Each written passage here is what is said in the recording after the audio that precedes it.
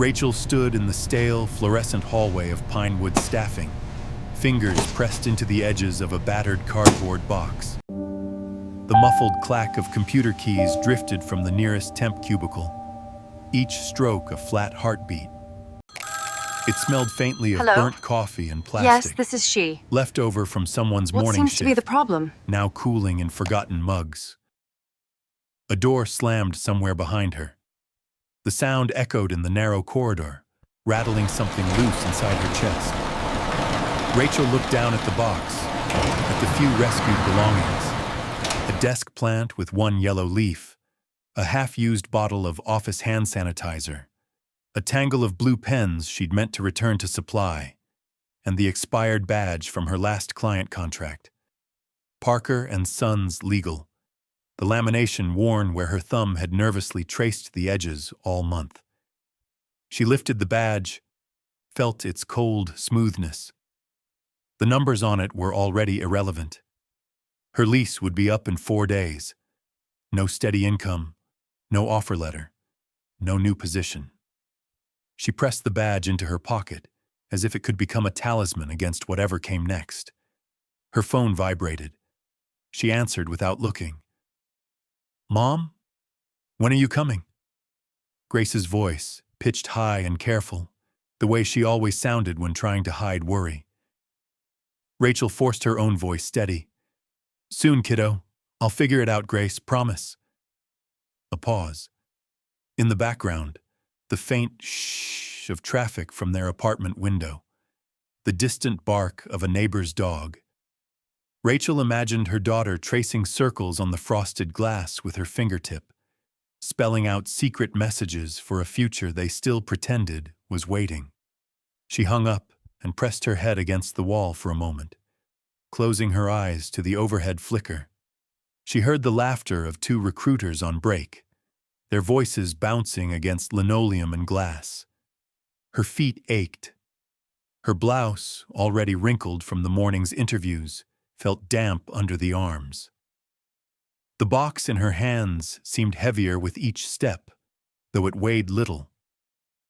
When she reached the exit, the automatic doors whirred open with a blast of cold gray rain, the kind that flattened sound, pressed down the world into a single wet blur. She hesitated, watching the drops streak down over the parking lot, turning oil stains into rainbows. No one else lingered. The world outside was a mesh of wiper blades, headlights, umbrellas. She couldn't tell if she wanted to scream or just sleep.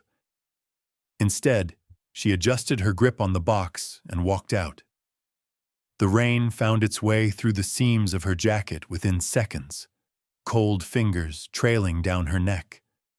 She blinked, pushed forward, the badge in her pocket pressing into her palm with each step. Her car was parked 3 blocks away. Street parking only, a lottery every morning. Another thing she'd miss once she lost the lease. As she walked, each puddle reflected a different version of herself. Blurred, stretched by headlights, always moving but never arriving anywhere solid. A family of 3 hurried past, huddled beneath a wide black umbrella. The smallest child looked up, caught Rachel's eye, and then ducked behind his mother's coat. She almost smiled, but her face couldn't quite find the shape. She reached her car, fumbled with the key, set the box on the passenger seat where Grace's booster still waited, sticky with orange juice and glitter from an art project. For a long moment, Rachel just sat behind the wheel, watching water bead on the windshield. The world beyond was a smear, taillights, neon open signs, the distant hulk of downtown offices. She scrolled through her phone. 4 rejected applications, 3 voicemails about payment due, and a single unopened email from Administrator, Pines County Probate Court. She stared at the subject line, unreadable through the digital blur. Her thumb hovered, but another message pinged in. "Hi, Rachel. Thank you for interviewing with us. We regret to inform you." She didn't finish reading. just closed her eyes, let the sound of rain fill the car until it drowned out even her own thoughts. The apartment wasn't far, but the idea of going back felt like a sentence, not a sanctuary. Grace would be waiting, coloring at the kitchen table, already practicing her quiet voice so the neighbors wouldn't hear. Rachel gripped the expired badge, running her finger over the raised numbers until her skin tingled. It was just plastic. Nothing magical. She put it away. Outside, the world pressed in with its damp insistence. She had nowhere to go. No plan, no parachute, no miracle on the horizon. But she was still here, in a cold car, listening to the rain, trying to breathe through the end of something she couldn't even name. And somewhere out there, Grace was waiting for her to come home. For now, Rachel pressed her forehead to the steering wheel and whispered, "I'll figure it out. Promise." The badge in her pocket, the empty box beside her, and the rain, always the rain, were the only witnesses as she drove off into the blur, still searching for a place to begin again. Rachel's hands shook as she tucked a threadbare blanket tighter around Grace in the back seat. The car interior fogged with breath and spilled cocoa. The thrift store suitcases, scuffed and overloaded, crowded the footwell. A half-deflated soccer ball rolled beneath the seat with every turn. Sunrise was gray, the city's buildings just outlines. They'd slept in the car, windows cracked, the heater off to save gas. Grace murmured, shifting in her sleep. Rachel brushed crumbs from her jacket and scanned the inbox on her phone, thumb raw from swiping and refreshing through endless, "We regret to inform you" messages. The apartment was behind them now. The landlord's voice still echoed in her mind. "I'm sorry, Rachel, no exceptions. Someone else is waiting for your place."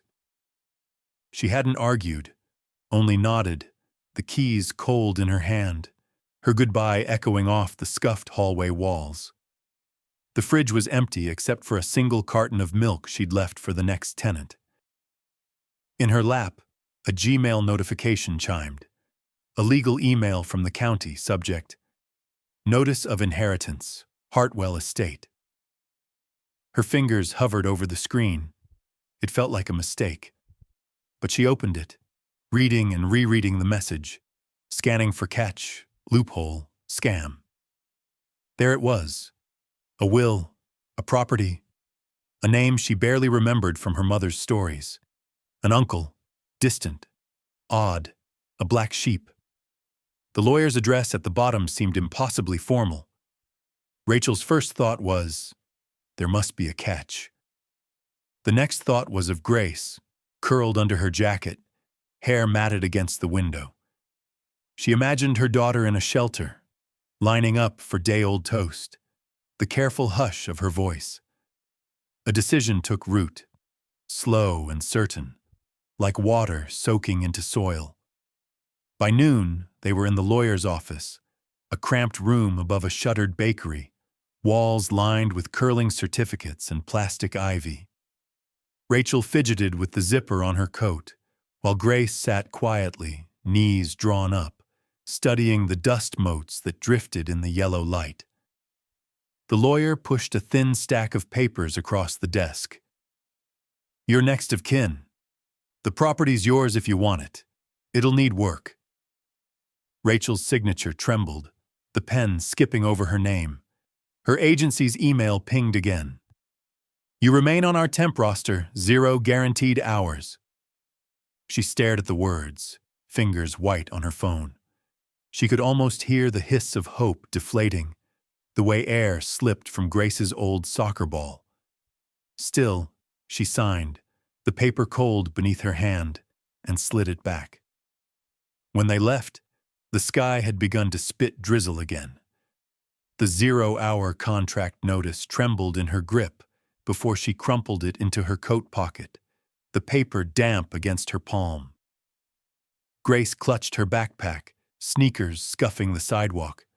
The car was now heavy with the scent of their whole life, the unfamiliar blend of plastic, soap, and old takeout. They drove for miles, city streets giving way to winding country roads. GPS led them to the edge of a neighborhood where every lawn was just a little too long, every mailbox listing, paint peeling from porch rails. Then, abruptly, the mansion loomed from the mist, a great hulking thing, 3 stories tall, roof peaked like folded hands in prayer, windows staring blind and empty. Rachel parked at the curb, staring at the house as water pooled around her tires. A faded sign read, Hartwell House, Estine 1883, the letters flaking away. Ivy climbed the front pillars, choking the porch lamp. She and Grace stood side by side in the drizzle, clutching cheap luggage. The mansion's door groaned open, pushed by wind, revealing a yawning, dark hall inside. Grace looked up at her, mouth pressed in a tight line. Rachel offered a small nod. Inside, the air was colder, scented with damp wood and old books. Their footsteps echoed on cracked tile. Rachel's shoes left wet prints in the dust. Light filtered through stained glass, painting fractured rainbows on the banister. They moved from room to room. Living room stripped of furniture, fireplace choked with gray ash, kitchen counters cluttered with abandoned utensils and an old, empty teacup. The refrigerator hummed weakly, its bulb flickering. Rachel found a corner of the living room that seemed least haunted by memories. She laid out a thin sleeping bag, unzipped one suitcase, and pulled Grace close.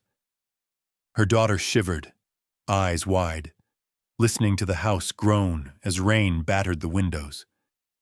Rachel stared up at the cracked ceiling, the sharp angles and shadows. There was no safety net, no backup plan, just 4 cold walls and whatever waited inside. She pressed her palm to the 0-hour contract in her pocket until her knuckles ached. "It's this or the shelter," she whispered. Wind rattled the window frames. Grace's breath slowed beside her, settling into the uneasy quiet. For a moment, Rachel let herself believe they could start again here, even as the world shrank down to the sound of rain and the pulse of hope beating beneath the weight of loss. The first night in Hartwell House began with the rain, the smell of dust, and the knowledge that, for better or worse, they had crossed a line. There was no going back. The sun edged pale lines across the warped floorboards as Rachel wandered the main hall, phone flashlights slicing through the dust. Hartwell House was still and vast, each footstep stirring up echoes, each turn another shadow waiting.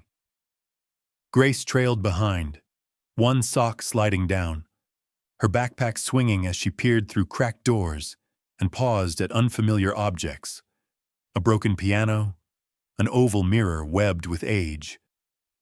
The kitchen faucet coughed rusty water. Rachel filled a pan and set it on the ancient stove, striking a match she found in a chipped mug. The blue flame flared, bright against the morning gray. She sprayed office air freshener, habit, the sharp scent cutting through layers of mildew, a small act of defiance.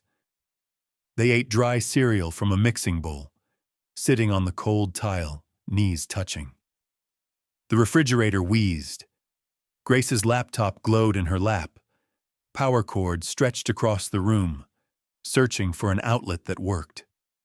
Outside, rain pelted the windows, blurring the world beyond the glass into green and gray smudges.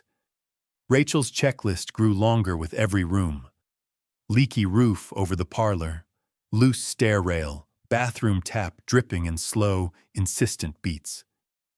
Each problem echoed the last. Still, the old house felt oddly expectant, like a pause between breaths. Midday, Rachel found herself in a study lined with shelves, their spines bowed under the weight of old ledgers and photo albums. She tugged a faded keepsake book from the highest shelf, dust dancing in the sunlight as it fell open. On the inside cover, a careful inscription, the ink faded but legible. "The real vault is within the walls." She traced the words, fingertips tingling.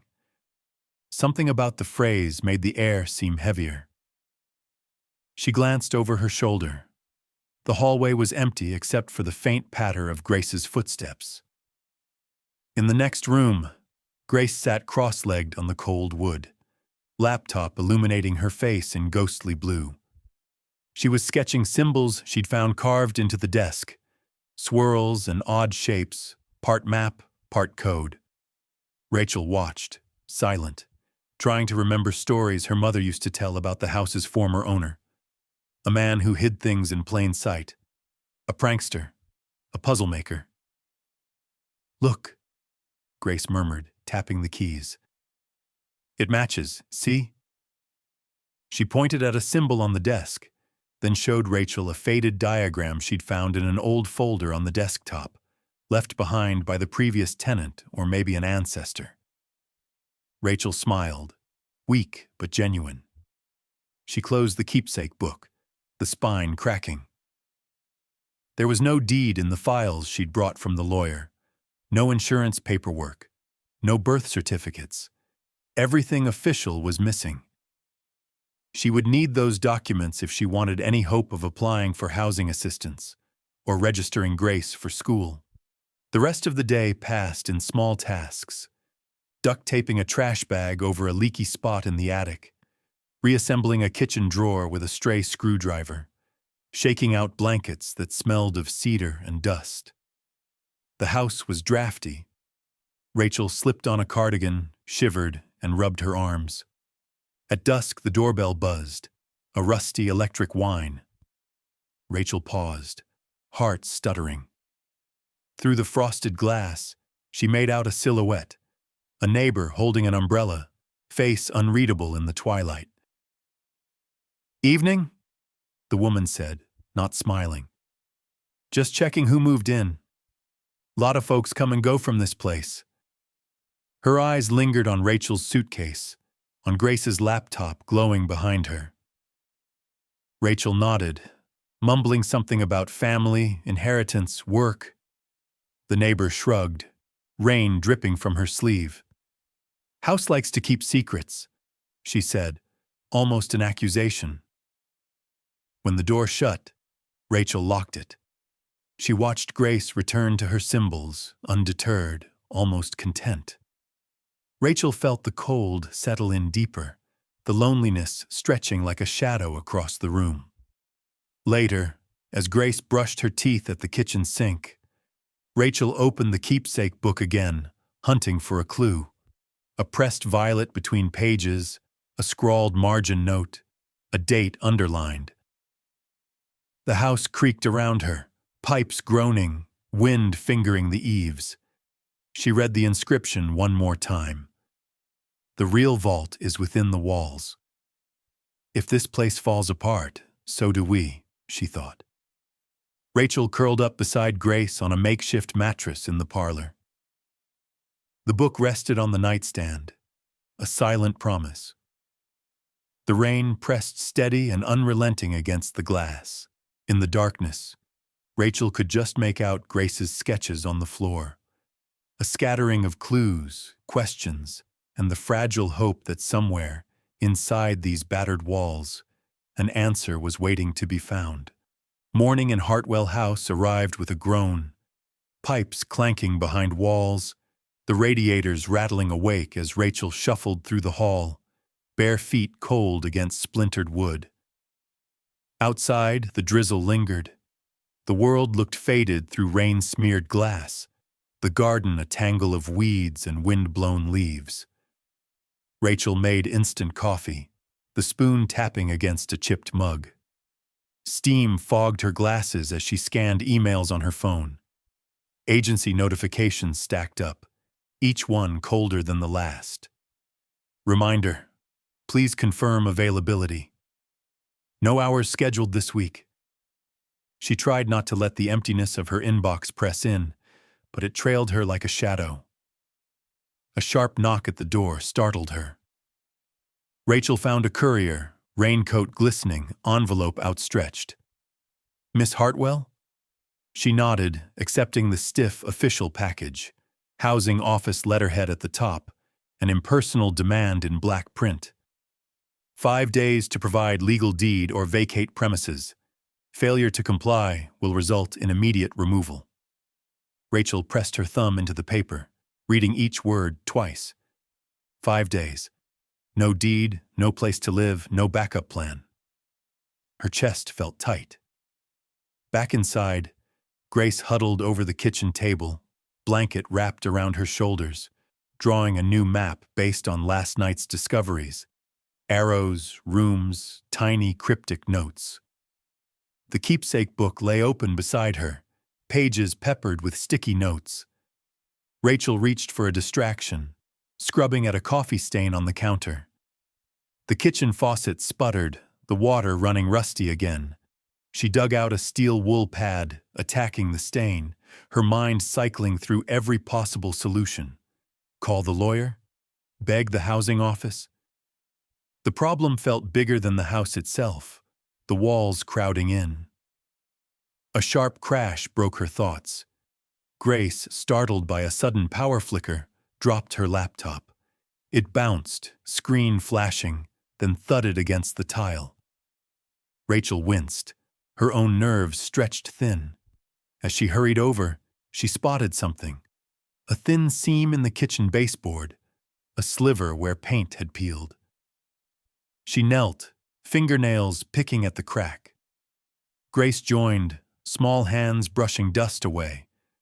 Together they uncovered a hidden drawer, stuck tight from years of neglect.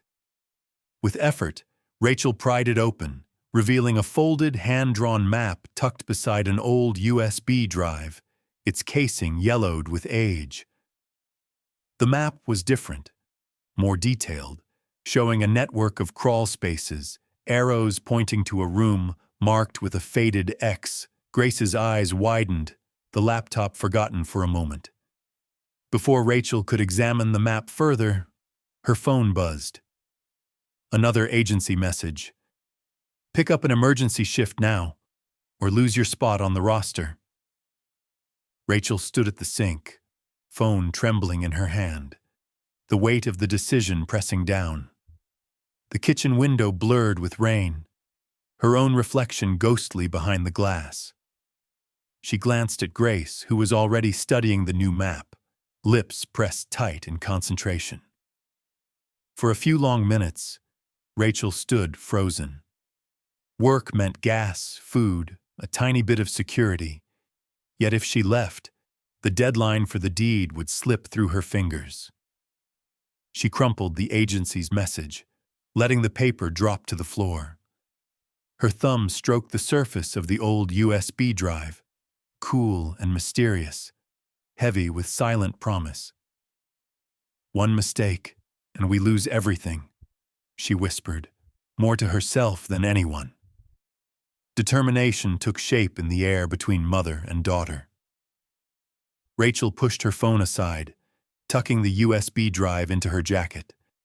The house's silence settled in, heavy but not unfriendly. For the first time, Rachel saw a kind of invitation in its battered walls. A challenge, maybe, or a test. She grabbed a flashlight, stuffed the map into her bag, and motioned to Grace. "Let's go." No more waiting, no more drifting. Together, they traced the lines of the hand-drawn map through the warren of halls and stairwells. Cobwebs clung to the banister. The third-floor landing sagged under their feet. They followed a faded symbol carved into the wainscoting, a shape that matched one of Grace's sketches from the study.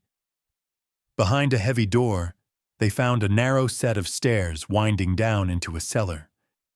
The air grew damp and close, thick with the smell of stone and earth. A single bulb dangled from the ceiling, casting trembling shadows on the walls. The drawer's map led them to a false panel tucked behind rusted shelves stacked with canning jars and dusty books. Rachel pressed the panel. It gave way, revealing a crawl space just big enough for Grace to squeeze through. She hesitated, but Grace, fearless, shimmied inside, emerging moments later with a battered metal box and a bundle of old letters tied with twine. Rachel wiped sweat from her brow, heart pounding with the unfamiliar feeling of hope. The box was heavy, locked with a rusted clasp. She slipped the USB drive into her pocket, mind racing. In that dark, dusty cellar, mother and daughter sat side by side, surrounded by relics of forgotten years, a map between them and possibility stretching out ahead. The housing office deadline ticked in the back of Rachel's mind, the risk of losing everything swirling with each breath. But for now, there was only the quiet pulse of discovery, the hush before answers. Upstairs, the rain eased. The kitchen clock ticked louder, marking time Rachel could no longer afford to waste. She pressed the map flat, trying to decipher the faded lines, determined to risk everything for one last shot at saving their home. Night in Hartwell House settled in with a restless chill. The old furnace coughed and shuddered, sending brief waves of lukewarm air through the rattling vents before falling silent again. Grace lay on the pull-out sofa, bundled beneath every blanket they owned. Rachel paced the hallway, the dim glow of her phone screen lighting her steps. She watched the clock, each minute a drop of water in a widening pool. The deadline for the deed pressed closer, shrinking with every sunrise. Her mind replayed the housing office's words in the dark. 5 days. 5 days. She tried calling the probate lawyer again. The line rang, then routed to voicemail, another polite, automated apology. With nowhere left to turn, Rachel threw herself into the house's puzzles. She cleared piles of dust-caked books from the study, sorting through ledgers, letters, receipts, each slip of paper a dead end. Grace joined her, sometimes silent, sometimes humming old tunes under her breath, her cheeks flushed pink from the cold. On the third morning, Rachel woke to the sound of coughing, deep, persistent rattling.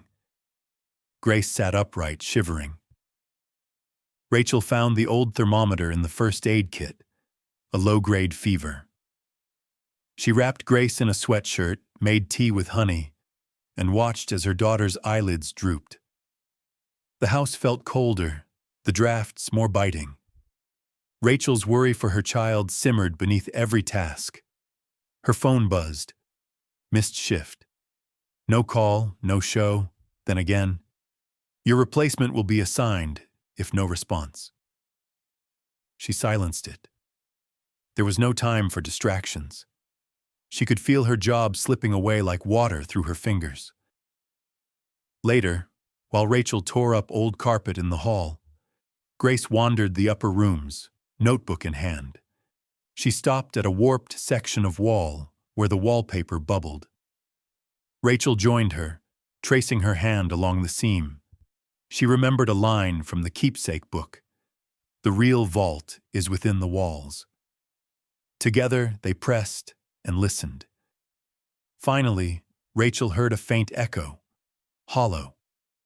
With a hairpin and a pocket knife, she pried the panel loose, exposing a cavity packed with brittle insulation and a single blue-inked envelope, sealed and addressed in looping script, "To whomever dares to dream."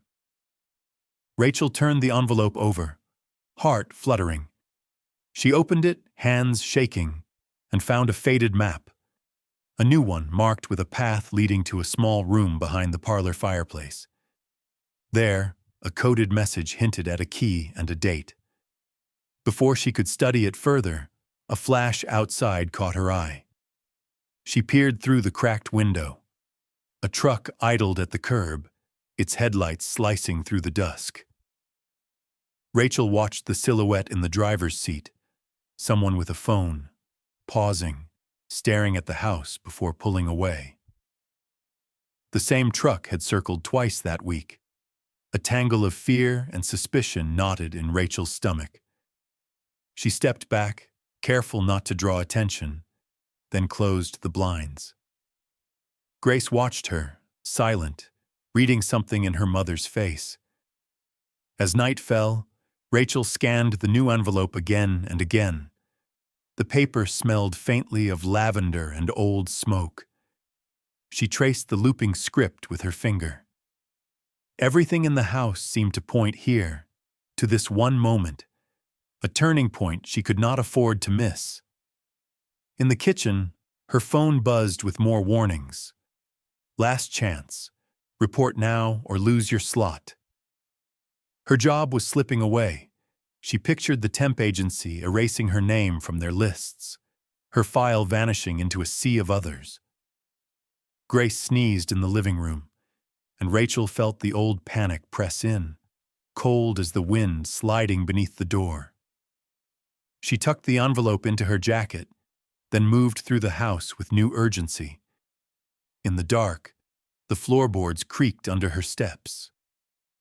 The neighbor's truck idled once more outside, engine rumbling, headlights carving shadows up the walkway. Rachel's pulse hammered in her ears as she crouched by the parlor fireplace, Grace hovering nearby, flashlight steady. They found the access panel described in the letter, an old iron latch, stiff with age.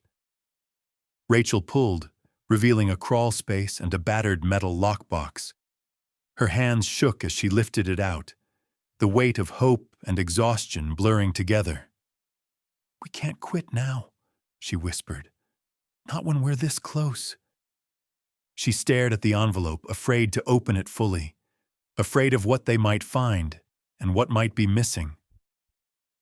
Upstairs, wind rattled the glass.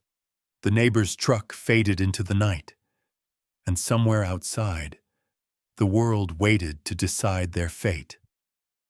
Inside Hartwell House, mother and daughter pressed on, desperate and determined, the next clue cradled in trembling hands.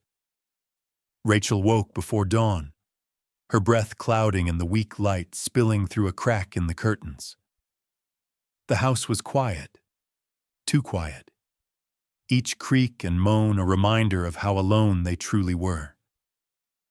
Downstairs, the blue-inked envelope lay on the kitchen table, next to an empty mug and Grace's half-finished drawing, a tangle of secret codes and winding passageways. She brewed coffee, staring into the dark swirl, feeling the pressure in her chest mount. Her phone sat on the counter charging, the screen lighting up with each new warning from her agency. Final notice. No show, no pay, no job. The words buzzed behind her eyes. She opened the envelope again, spreading out its map and deciphering the directions. The code pointed toward the basement, a section they hadn't fully explored, the walls thick and lined with shelves of dust-choked jars. Rachel rummaged for the old USB drive they'd found, the plastic slick in her palm. It had to mean something. She could feel the weight of it. Grace woke with a cough, her cheeks flushed. Rachel wrapped her in a blanket, making her a makeshift nest on the sofa with a box of tissues and a glass of water close by. "Just rest," she whispered, brushing hair from Grace's forehead. As she packed her flashlight and tools, her phone buzzed with a different tone. She checked the notification. New legal notice, Vincent Hartwell versus Rachel Miller. Fraudulent occupancy, request for immediate eviction. The words froze her in place. A link to a social media post. Scammer takes over Hartwell legacy. Community outraged. Her heart thudded. She imagined strangers scrolling, judging, sharing. The comments stung, even without reading them. She sank into a kitchen chair, the world spinning, the noise in her mind louder than the storm outside. The old house felt suddenly exposed, every secret now a weapon in someone else's hands. Rachel read the email again, the threat of losing everything slamming into her like cold water. She made herself move. There was no other choice. The USB and envelope were her only lifelines.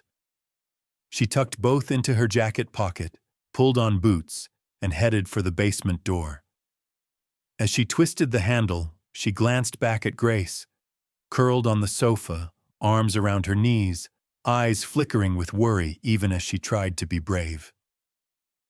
The basement was colder than before. Rachel's flashlight carved pale circles in the dark, dust sparkling in the beam.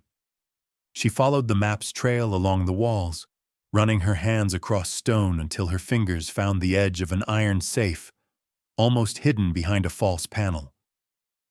Its door was thick, the combination lock stiff. She wiped her palms on her jeans and studied the numbers.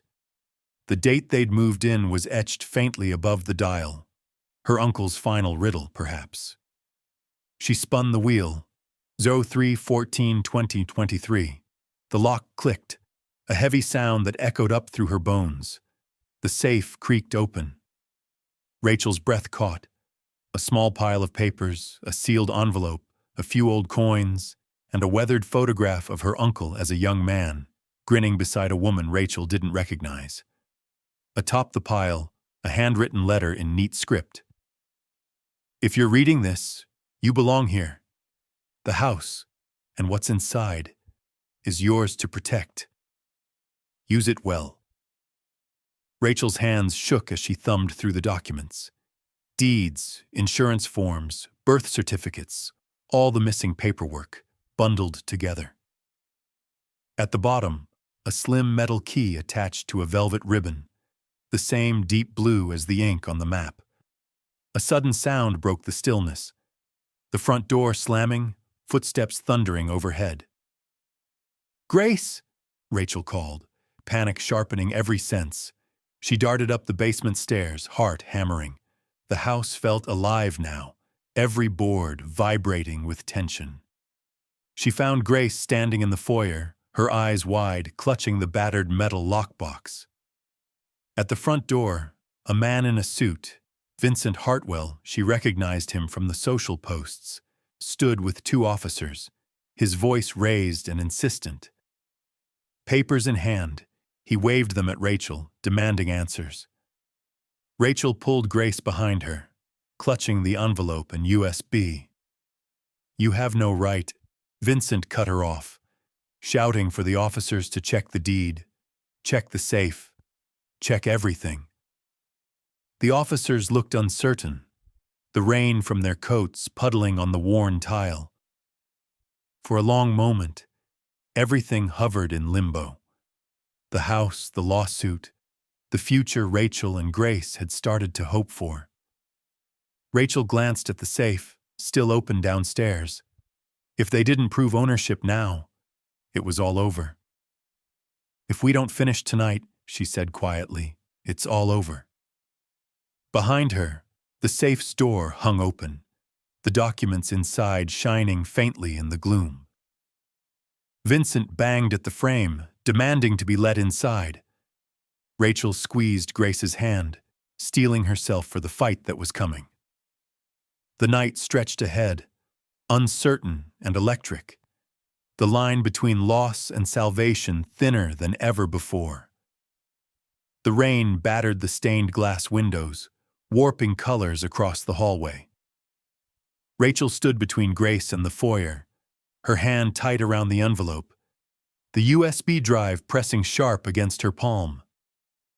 Vincent's voice boomed through the old house, echoing off marble and wood, amplified by the officers' clipped footsteps as they entered. The sound of their radios, the faint squawk of dispatch, merged with the steady pulse of water dripping through a crack in the ceiling. Vincent wore his power like a badge, suit crisp, hair perfect even in the storm. His jaw tensed, his eyes hard, scanning Rachel as if searching for a confession. He brandished a packet of papers in a trembling fist. "She doesn't belong here. I demand immediate removal. This is theft. Fraud." His voice, sharp, brittle, rang in the rafters. One officer lifted a hand, motioning for calm. "Ma'am, do you have any proof of legal occupancy? Title, will, deed, anything official?" Rachel's mind spun. The safe's contents blurred together in her memory. Dates, signatures, the letter from her uncle, the deeds, the old insurance policy. She handed over the envelope, her fingers slick with sweat, and plugged the USB into her phone with trembling hands. Files appeared, scanned copies of the will, probate court orders, notarized signatures, photographs, everything that had gone missing from the lawyer's office weeks before.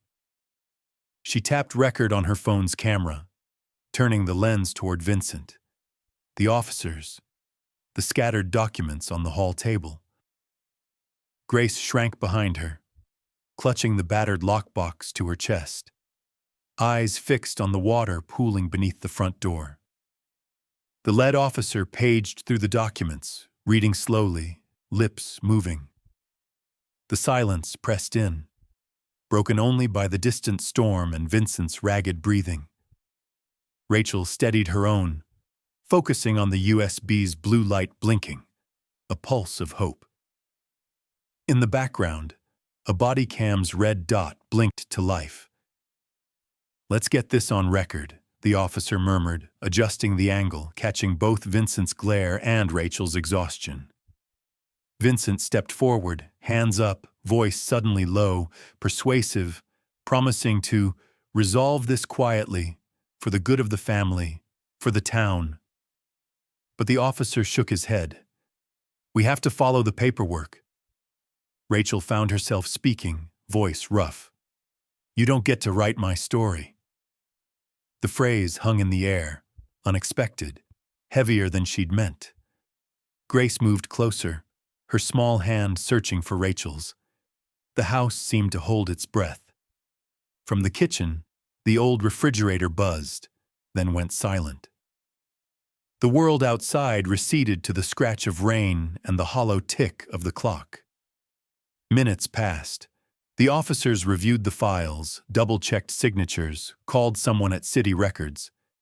Vincent paced, muttering, glancing at Rachel and Grace, his confidence slipping as the facts stacked up against him. Rachel pressed the lockbox to the table, opening it with the velvet ribboned key. Inside, gold-embossed documents, originals, sat nestled against stacks of faded savings bonds and a folded photograph of Hartwell House as it had been decades ago. Bright, well-kept, full of light. Grace's voice, thin but steady. "This was always our home." Her words carried through the hush, cutting through doubt and accusation. The officer finally closed the folder and looked at Vincent. "Everything checks out. The inheritance is legitimate. The property is hers." Vincent's face twisted, then crumpled. He tried to speak.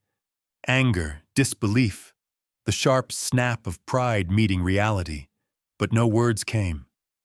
He swept his papers from the table, muttering, storming out into the rain. The officers followed, pausing in the doorway to offer Rachel a weary nod. For a moment, Rachel didn't move. Grace's arms wrapped around her waist, anchoring her. The house felt different, still drafty, still scarred by years of neglect, but less hostile, less uncertain. Rachel looked down at the USB drive, its tiny blue light winking out as the files finished uploading. On her phone, the call from the housing board buzzed to life. A final video call, city officials in crisp suits, faces pixelated by poor reception. Rachel held up the documents, scanning each page for their benefit. One of the board members smiled, relief audible even through the screen. "Congratulations, Ms. Miller. You've met every requirement." She thanked them quietly, her voice nearly lost under a peal of thunder. Grace leaned into her side, the battered lockbox resting on her lap. The safe in the basement stood open, its secrets finally claimed. The past, the loss, the doubts, they hadn't vanished, but their weight had shifted, replaced by something steadier. Rachel knelt beside Grace, brushing damp hair from her forehead. In the glow of her phone, the safe's contents shimmered. Proof, legacy, the fragile hope of a new beginning. The house was theirs. Against every storm, every accusation, every setback, they had held on.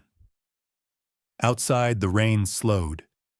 In the hallway, Rachel let the silence settle, the echoes of anger fading, replaced by the quiet strength that comes from standing your ground, no matter the cost. Morning brought no victory parade. Sunlight pressed weakly through the clouded glass, streaking the parlor with diluted gold. The mansion felt both quieter and heavier, as if the old walls were still bracing for another fight. Rachel stood at the kitchen sink, hands deep in cold dishwater, watching soap bubbles collect along the rim of a chipped plate. News of her victory had spread beyond Hartwell House before she'd even slept. Her phone blinked with notifications. Some congratulations, most not. A local headline: Scandal at Hartwell House. Heiress or hustler? Underneath, dozens of comments. Rachel scrolled, shoulders tense, as the words blurred past. Lucky thief, not one of us, who does she think she is? There were a few defenders, but the noise was mostly suspicion and thinly veiled resentment. She closed the app. The silence after the phone's click felt different now, as if the mansion itself was listening. Grace's footsteps pattered down the hall, too quiet for a child who used to love stomping, spinning, making every room her stage. Today, she hovered at the kitchen doorway, backpack hugged to her chest, hair pulled into a hasty ponytail. I don't want to go, she said. No tears, just a tired set to her shoulders. Rachel nodded. Just for today, you can stay. We'll figure it out together. She wanted to sound reassuring, but her voice caught at the edges, thin and uncertain. Grace retreated to the study, curling on the old rug with a stack of library books and the battered lockbox. Rachel watched her from the doorway. The girl had grown quieter since the night of the confrontation. Her laughter less frequent, her sketches sharper, darker. When Rachel offered breakfast, Grace shook her head, staring at her drawing. Two figures standing at the base of a looming house, shadows stretching behind them. The world outside did not slow to let them heal. Within days, Rachel received a formal notice. Asset investigation initiated. All accounts temporarily frozen pending review. A letter from the bank, clinical and final. Her stomach tightened as she did the math. Just enough groceries for the week. No way to pay the electric bill due next Tuesday. She called her temp agency, only to be told that her contract had been terminated for cause. A handful of other agencies didn't even respond. She spent afternoons sending resumes from the kitchen table, fingers numb on the keyboard, the house silent except for the ticking of the old grandfather clock. Each application returned the same automated response. Thank you, but we have decided to pursue other candidates. Her name, it seemed, had become radioactive. Outside, a car slowed at the curb, idling while the driver snapped a photo of the house. Another neighbor crossed the street to avoid her. At the supermarket, whispers trailed behind her, conversations ending as she passed. She forced herself to meet each gaze, shoulders squared, but the effort left her drained. Grace suffered too. The first day she returned to school, she was met with cold stares and whispers. At lunch, no one joined her table. That night, Rachel found her daughter crying in the bathroom, cheeks blotched, breath hitching. Grace refused to go back the next morning, burying herself beneath blankets, hands balled into fists. A letter from the principal arrived. Half apology, half warning. We are aware of the situation and are working to ensure a safe and welcoming environment for all students. Rachel read the words twice before folding the letter and tucking it into a drawer with the others. Promises didn't change the hallway laughter, the quick glances, the small cruelties of children and adults alike. One afternoon, local news vans appeared, their antennas pointed skyward.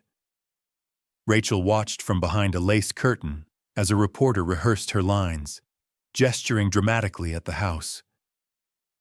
"No comment," Rachel muttered, backing away from the window.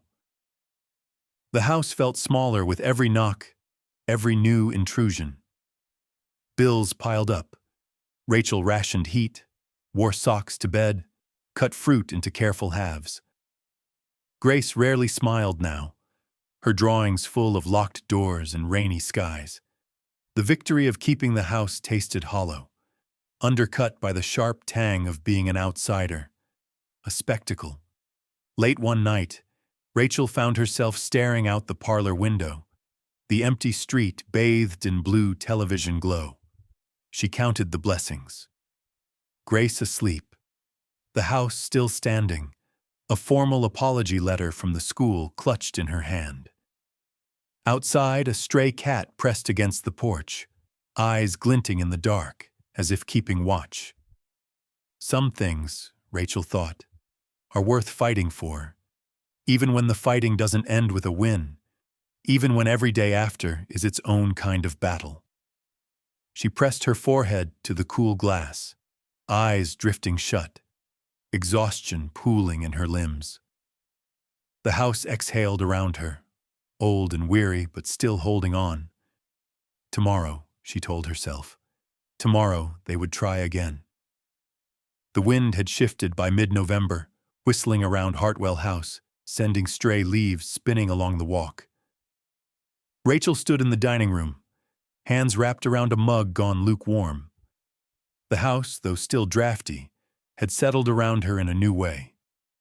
There was no more talk of eviction, but the silence that followed the storm of rumors and news vans felt just as heavy. A brown envelope lay on the table. The Hartwell Foundation check, a sum that seemed impossible, enough to pay every bill, enough to change their lives for good. Rachel ran her thumb over the numbers, mind spinning with possibilities. Move far away, start again somewhere anonymous, or stay and try to root herself in the place that had nearly broken her. Grace sat at the end of the table, a pencil tapping against a blank page, eyes darting to the window where the garden's last sunflowers leaned. She was quieter these days, her trust hard-earned and easily shaken, but she watched her mother, waiting, as if Rachel's next decision would shape more than just their address. In the kitchen, the radio played faintly, talk of local politics and holiday food drives drifting beneath the hum of the refrigerator. Rachel sipped, staring at the check, the questions swimming. Money was its own kind of curse, just as likely to isolate as to rescue. She remembered her uncle's letter. Use it well. She wondered what that meant, really. The phone rang, its shrillness breaking the calm.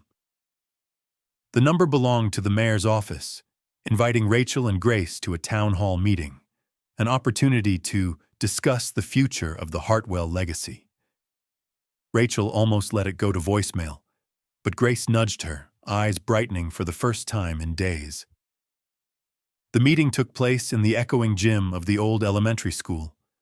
Rows of metal folding chairs, the scent of waxed floors and burnt coffee. TV crews set up in the back, their equipment humming. Community leaders chatted in small groups, paper cups in hand, careful to avoid her gaze at first. Rachel took a seat near the back, clutching the check and a folder of documents. Grace perched beside her, backpack in her lap, fingers tracing the embroidered initials, The room filled slowly. Teachers, retirees, teenagers with phones out, a handful of reporters lurking at the edges. When Rachel's name was called, she felt her pulse quicken. She made her way to the front, the Hartwell Foundation check heavy in her pocket. She spoke, voice steadier than she felt, about the house, her uncle's puzzle, the struggle to prove what was already hers. She didn't mention the loneliness or the endless nights worrying about heat, food, and whether staying was a mistake. She simply said, "This house was left for more than just me. My family always believed in this town." Whispers buzzed. Some people nodded, a few folded their arms, faces shuddered. When the mayor asked if she'd considered using the inheritance for the good of the community, Rachel hesitated, then reached for the check. She didn't hand it over right away. Instead, she invited Grace to speak. At first, her daughter just stared at her shoes, then out at the sea of faces. Finally, Grace straightened, voice thin but clear. "We know what it's like not to belong, to need a place to go when things are hard. We think, if there was a place for everyone, maybe it wouldn't be so hard for anyone." There was a pause. In the silence, Rachel felt something shift, a fragile connection between her, Grace, and the crowd. A quiet understanding. Rachel signed the check over to the community board, her hand surprisingly steady. A gasp, then applause from one corner. The board chair accepted it with a look that was part gratitude, part surprise. A reporter snapped a photo, flash popping. Someone murmured, "Didn't expect that." Rachel caught Grace's eye and smiled, uncertain but proud. After the meeting, people approached. Not everyone, but enough. A teacher offered to help Grace catch up at school. A retired carpenter volunteered to help with the repairs at Hartwell House. Someone else mentioned plans for a new community center. As they stepped out into the cold, Rachel hugged Grace close. Their story was now a part of the town's story. Messy, unfinished, but no longer something to hide from. The mansion keys, worn smooth by generations, jangled in Rachel's pocket, a symbol of letting go, of opening doors for others, not just for themselves. In the distance, the church bells rang out, their echo mingling with laughter from the parking lot. Rachel breathed in, the air sharp but not unfriendly. She squeezed Grace's hand. For the first time since moving in, the house on the hill didn't feel like a fortress or a burden. It felt like a beginning. By late December, Hartwell House was no longer just a relic on the edge of town. It stood at the heart of something new, a community center with light pouring from every window. The old sign newly painted, Hartwell Community Center. Children's laughter drifted from the garden out front, their boots splashing in leftover puddles, coats streaked with mud and joy. Inside, the rooms once cluttered with dust and memory now hummed with life. The air carried the aroma of potluck dinners, slow-cooked chili, homemade cornbread, the tang of apple cider in paper cups. Folding chairs circled in the parlor where neighbors shared stories, some with loud voices, others in soft, hesitant bursts. The grand piano, silent for decades, was played again. Hesitant at first, then with confidence as fingers rediscovered old melodies. Rachel moved quietly through the rooms, a dish towel slung over one shoulder, nodding to familiar faces and new ones alike. Her hands were dry from cleaning, but her movements easy, practiced. There was always something to wipe down, something to straighten. She watched Grace in the garden, running with the other kids. The girl's laughter clear and unburdened, her backpack abandoned by the porch. In the main hall, the mayor tapped a microphone. "Let's give a big welcome to the Miller family, whose generosity helped make all this possible. Applause followed, not thunderous, but real. Rachel caught Grace's gaze across the room, both of them wearing the smallest of grins, fragile but hard-won. A table in the corner displayed the old keepsake book, the blue-inked envelope, the velvet ribboned key, tokens of the journey, now artifacts of local legend. Children pressed curious hands to the glass case, eyes wide as their parents murmured the story in whispers. How a stranger became a neighbor, how a mystery became a home for all. Even with celebration in the air, not everyone smiled. A few stood in the back, arms crossed, suspicion slow to fade. Old wounds lingered, but Rachel no longer felt small beneath their gaze. The choice to share had cost her the comfort of anonymity, but brought something steadier in return, a place not just to live, but to belong. As dusk fell, the ribbon cutting began. The sun dipped low, painting Hartwell's brick walls in gold. Grace clutched the ceremonial scissors, looking out at the gathered crowd. Classmates, neighbors, or even a few of the same kids who'd once left her out on the playground. Rachel knelt, brushing a strand of hair from Grace's eyes. "Ready?" she whispered. Grace nodded, determined, then snipped the ribbon clean. Applause rose, joined by the clink of mugs and the shuffle of chairs. The celebration spilled into the night. On the back porch, a group of teenagers strung fairy lights along the railing. In the kitchen, someone started a pot of coffee, its aroma wafting up the stairs, blending with cinnamon and pine from the wreath on the banister. Rachel stepped outside for air, keys to the old mansion heavy in her palm. She turned them over, running her thumb along the grooves, the metal warm from her pocket. Down the steps, a circle of children played a game in the half-light, chasing each other through the garden beds. A neighbor joined her, hands tucked into his jacket. "You gave up a lot," he said quietly, not quite meeting her eyes. Rachel shrugged, looking out over the lawn. "Sometimes the real treasure is lifting others up." He nodded, silent for a moment, then extended his hand. Rachel pressed the mansion keys into his palm. "For the next chapter," she said. He blinked, surprised, then smiled. A genuine one, thin but real. From the doorway, Grace called for her. Rachel turned, catching her daughter's eye, and saw the lightness in her step, the relief of being seen and welcomed. Inside, the potluck wound down. Leftover cornbread wrapped in foil, empty mugs gathered in a neat row. The piano's last notes echoed through the rooms.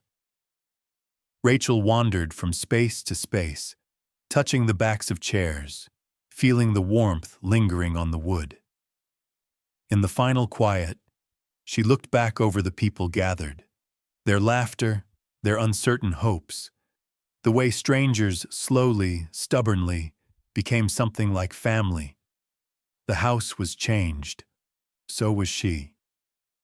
As the evening cooled and families drifted home, Rachel stood in the entryway, listening to the hush that settled over Hartwell House, a different hush than before. This one was full, not empty. The kind that follows laughter, meals shared, the closing of a chapter, and the beginning of another. She leaned against the doorway, the night breeze lifting her hair, and asked, not just to the crowd, but to anyone listening, "Have you ever fought for what's right, even when it was hard?" Share your story below, and if you love real stories of resilience, subscribe now. Beyond the porch, the community center glowed, a lighthouse in the dark, a testament to what can happen when one story opens a door for many more.